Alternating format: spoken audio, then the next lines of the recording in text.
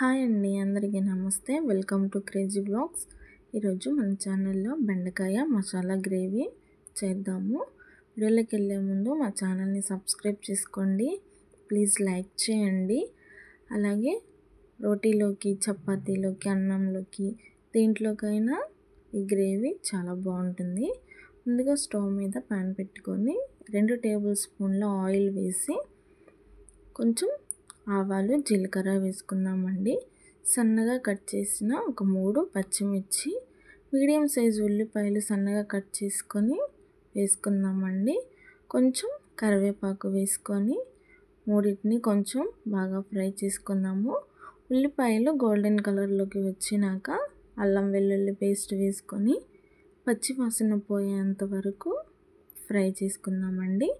ఇప్పుడు దాంట్లో 1 tea spoon ధనియాల పొడి, 1/2 టీ స్పూన్ జీలకర్ర పొడి, 1/2 టీ స్పూన్ గరం మసాలా, కొంచెం పసుపు వేసుకొని కొంచెం కారం మన టేస్ట్కి తగ్గినట్టు మనం ఎంత కారం వేసుకుంటామో అంత వేసుకొని ఒకసారి అన్నిటినీ బాగా కలుపుకుందామండి.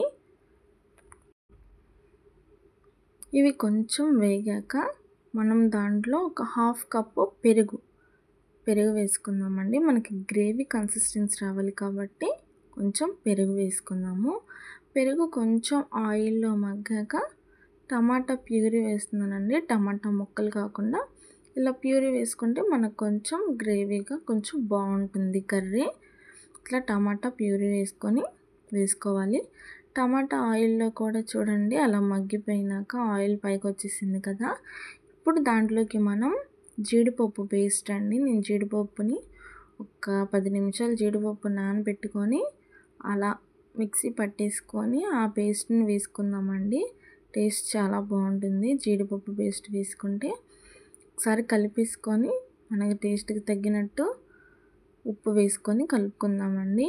చూడండి బెండకాయల్ని అట్లా ఆ సైజులో కట్ చేసుకోవాలి. మరీ చిన్నగా కట్ చేసుకున్నా కూడా బెండకాయలు తునిగిపోతాయి కదండి మనం ఆయిల్లో ఫ్రై చేసుకున్నప్పుడు, కర్రీ వండేటప్పుడు. అట్లా చిదురు అవ్వకుండా కొంచెం పెద్దగా కట్ చేసుకుంటే బాగుంటుంది. ఇప్పుడు వాటిని మసాలాలో ఒకసారి బాగా కలిపేసుకొని 1 గ్లాసు వాటర్ పోసుకుందామండి. వాటర్ పోసేసుకొని ఒకసారి మొత్తం కలిపేసుకొని మూత పెట్టుకొని లో టు మీడియం ఫ్లేమ్లో అడ్జస్ట్ చేసుకుంటూ మనం కర్రీని ఉడికించుకుందాము. చూడండి ఒక పావు గంట తర్వాత కర్రీ అయితే ఉడికిపోయింది. ఆయిల్ ఆ విధంగా పైకి వచ్చింది కదా, కర్రీ నుంచి సపరేట్ అయిపోయి అట్లా వచ్చిందంటే మనకి కర్రీ అయితే ఉడికిపోయినట్టే. చాలా బాగుంటుందండి. బిర్యానీలోకి, చపాతీలోకి, రైస్లోకి మీరు కూడా ట్రై చేయండి.